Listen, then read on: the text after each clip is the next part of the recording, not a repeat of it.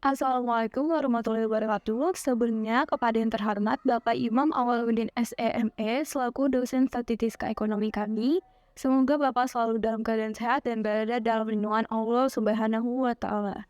Perkenalkan, nama saya Sabila Khaira dengan NPM 2211011027, perwakilan dari kelompok 4, kelas Statistika Ekonomi C S1 Manajemen Universitas Lampung.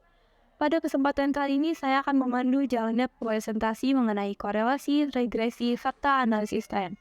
Baik, di sini saya akan menjelaskan slide yang pertama, yaitu mengenai rata-rata pengeluaran per bulan dalam rupiah. Jadi dapat kita lihat pada slide, yaitu data pertama sebesar 70.000 sampai dengan data terakhir, yaitu sebesar 150.000. Menggunakan perhitungan Excel, kita mendapatkan rata-rata sebesar 193.207, kemudian mendapatkan median sebesar 50.000, kemudian mendapatkan simpangan baku sebesar 549.306, dan yang terakhir kita mendapatkan koefisien variasinya sekitar 3,01737 dapat dilihat pada slide. Itu semua menggunakan perhitungan Excel. Kemudian saya akan menjelaskan slide yang kedua, yaitu mengenai rata-rata uang jajan per bulan dalam rupiah. Dapat kita lihat data pertama yaitu 1.100.000, kemudian sampai dengan data terakhir yaitu 500.000. Kemudian dari menggunakan perhitungan Excel, kita mendapat rata-rata sebesar 716.552, kemudian mediannya yaitu 500.000, dan simpangan bakunya 606.290,0995, dan yang terakhir kita juga mendapat koefisien variasinya sebesar 3,67588 dapat kita lihat pada slide. Jadi itu semua menggunakan Excel perhitungannya dan akan dilanjutkan oleh rekan saya. Oke, selanjutnya adalah interpretasi hasil hitungan. Jadi setelah dijelaskan tabel-tabelnya yang tadi udah dijelasin sama teman-teman saya, kemudian kita masuk ke interpretasi hasil hitungannya. Pertama itu adalah average uang jajan per bulan atau rata-rata uang jajan per bulan ya. Rata-rata lebih besar dari median, berarti kemencengannya positif.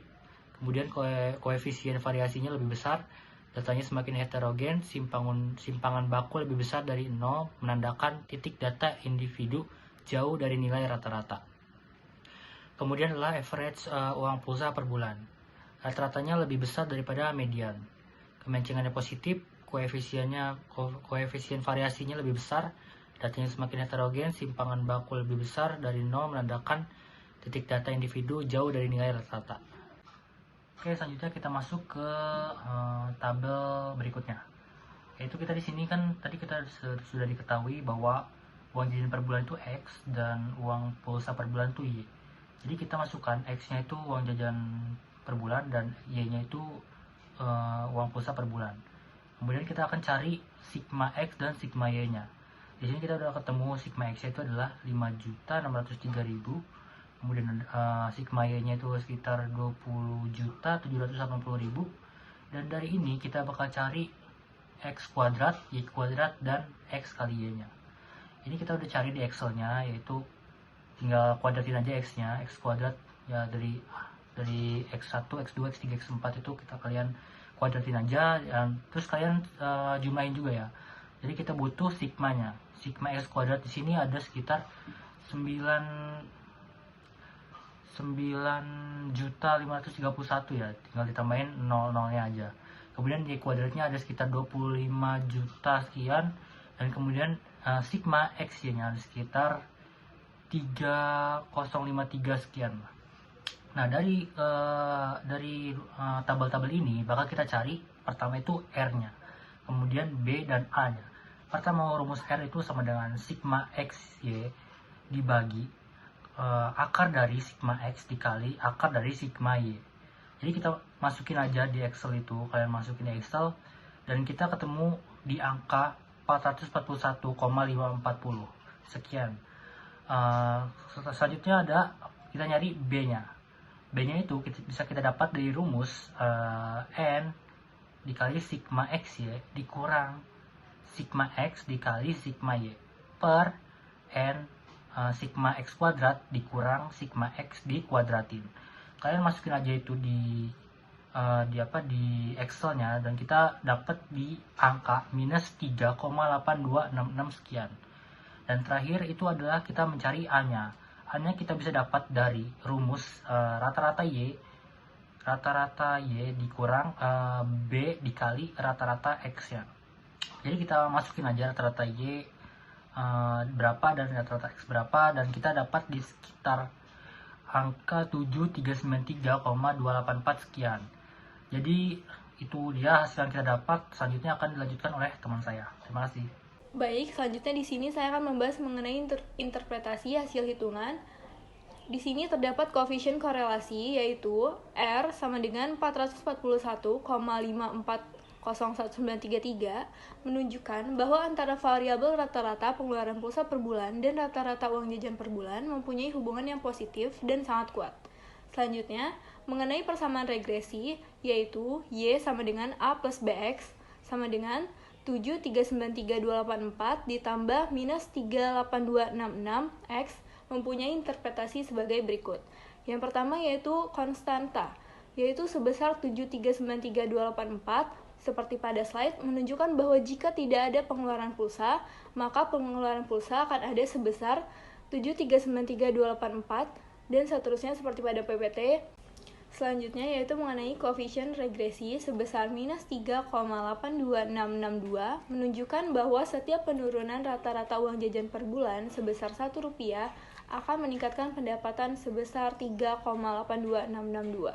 Baik, selanjutnya mengenai data time series yang dapat dilihat pada slide, dari tahun 2017 hingga tahun 2021 memiliki data aspal atau yang disebut dengan X sebesar 321.093 dan seterusnya, dan yang bukan aspal atau kita namai dengan Y sebesar 218.260 dan seterusnya.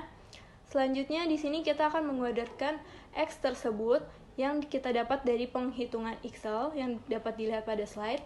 Begitu juga dengan Y yang kita kuadratkan dan mendapatkan hasil yang diperoleh dari Excel. Selanjutnya mengenai bagian terakhir yaitu X dan Y-nya kita kalikan yang hasilnya dapat dilihat pada slide PPT. Dari slide tersebut kita mendapatkan rata-rata X-nya yaitu sebesar 332.542,6 dan rata-rata Y sebesar 211.581,2. Selanjutnya yang ketiga yaitu simpangan baku X yang diperoleh sebesar 19.289,83707 dan simpangan baku Y yang diperoleh sebesar 18.683,98364. Selanjutnya terdapat koefisien variasi X yang diperoleh sebesar 372.097.814,3 serta koefisien variasi Y sebesar 349.091.244,7 serta median X yang diperoleh sebesar 325.606 serta median Y 218.260.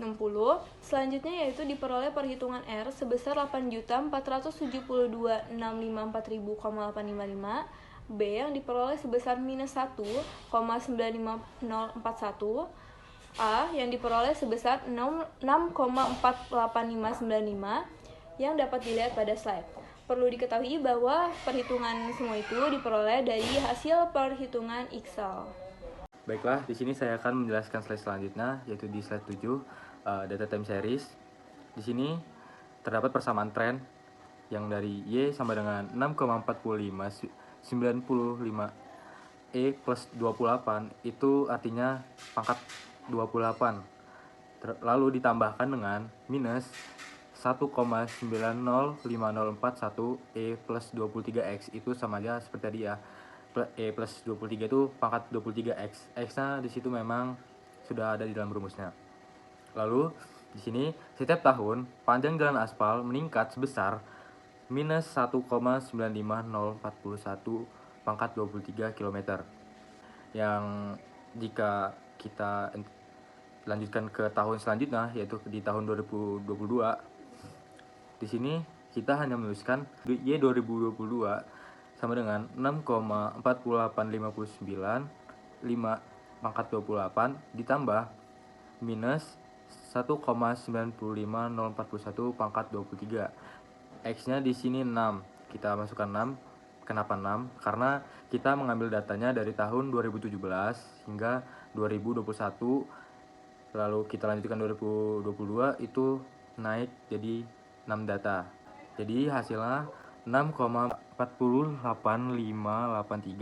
pangkat 28. Dan di bawahnya, jika kita ingin lanjut ke tahun 2023, Y 2023 sama dengan 6,48595 pangkat 28 ditambah buka kurung minus 1,95041 pangkat 23. Sini kita tinggal lanjutkan X-nya diganti 7 karena yang sebelumnya 6. Jadi hasilnya 6,48582 pangkat 28.